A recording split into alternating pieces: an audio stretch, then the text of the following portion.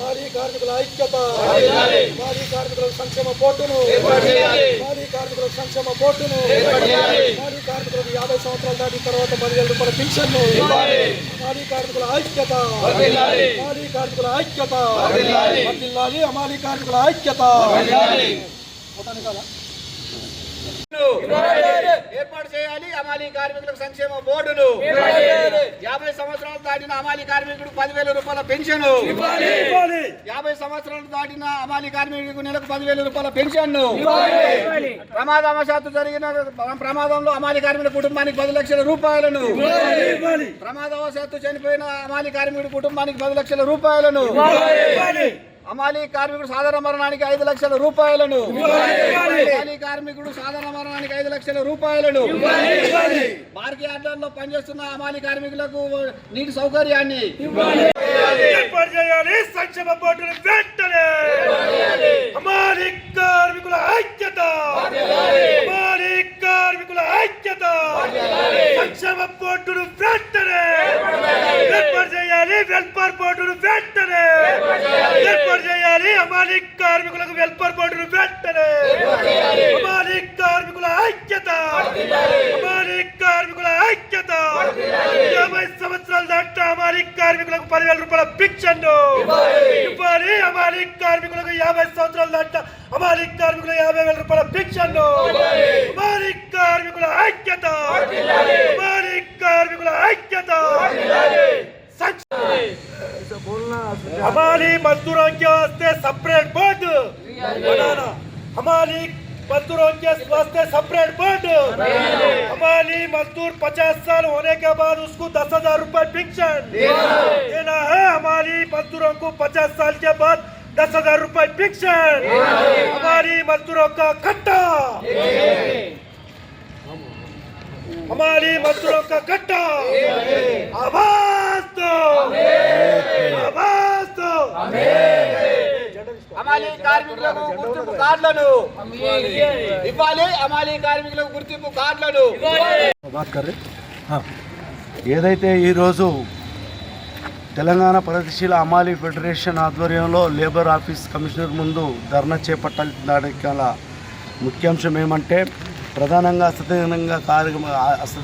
అసంఘటిత రంగంలో పనిచేస్తున్నటువంటి అమాలీ కార్మికులకు అందరికీ కూడా ఏదైతే సంక్షేమ బోర్డును ఏర్పాటు చేసి వారికి అన్ని రకాలుగా ఆదుకోవాలని, అదేవిధంగా 50 సంవత్సరాలు నిండినటువంటి ప్రతి ఒక్క అమాలీకి 10,000 రూపాయలు పెన్షన్ ఇవ్వాలని, అదేవిధంగా ఈపీఎఫ్, ఈఎస్ఐ సౌకర్యము, గ్రూప్ ఇన్సూరెన్సు, అదేవిధంగా ప్రమాద బీమా సౌకర్యాలను కల్పించాలనేటువంటి డిమాండ్తోటి, అదేవిధంగా ఆరోగ్య బీమా, పిల్లలకు విద్యా సహకారము, అదేవిధంగా ప్రసూతికి సంబంధించినటువంటిది, అది గృహ నిర్మాణానికి సంబంధించినటువంటి వాటికి సహకారం ప్రభుత్వం అందించాలని, వ్యవసాయ మార్కెట్లలో పనిచేసే వాళ్లకు, అదేవిధంగా ఇతరత్ర మిల్లుల్లో పనిచేసే ప్రతి కార్మికుడికి ప్రతి సంవత్సరము దుస్తుల కోసం 5,000 రూపాయలు ఇవ్వాలనేటువంటి డిమాండ్ తోటి ఈరోజు ఈ కమిషనరేట్ ముందు మన కమిషనర్ ముందు ధర్నా చేసి ఈ మెమోరాండం ఇవ్వడం కోసం రావడం జరిగింది.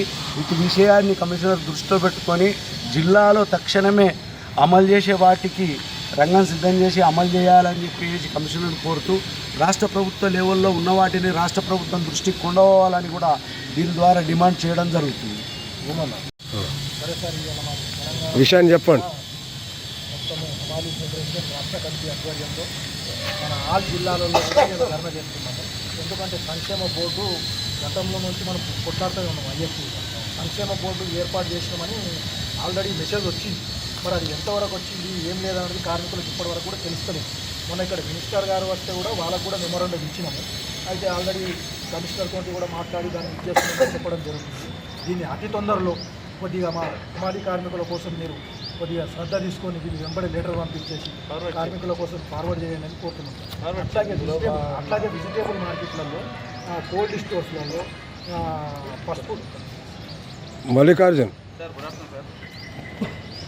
ఏం లేదు సార్, ఒకటి తెలంగాణ వచ్చారు, ఒకటి మెమోరాండం ఇస్తున్నారు. నిజామాబాద్ మీడియం చేసి ఓకే. అక్కడ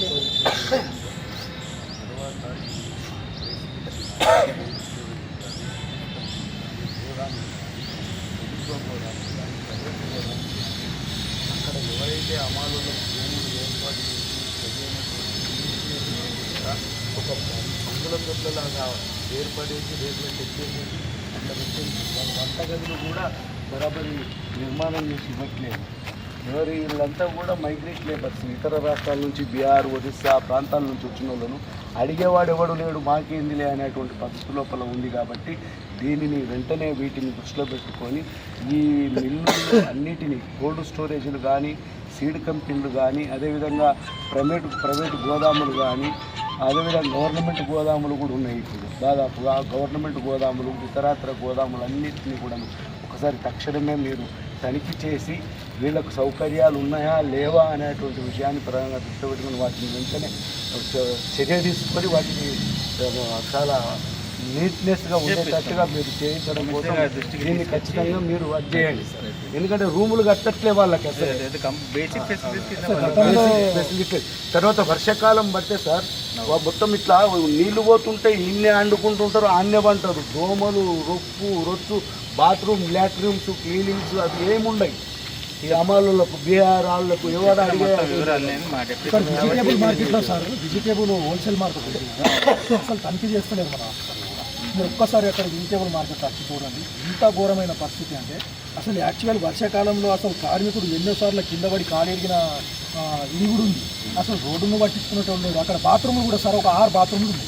ఒక 250 నుంచి 300 కార్మికులు, హమాలి కార్మికులు, నిత్య హమాలి కార్మికులు, నైట్ వర్కర్స్ హమాలి కార్మికులు రాత్రి ఎక్కడనే పండుకుంటారు. కార్మికులు అనుకొని అమలు చేస్తారు, మళ్ళీ మార్నింగ్ ముళ్ళే అమలు వస్తారు, వాళ్ళు కూడా పనిచేస్తారు.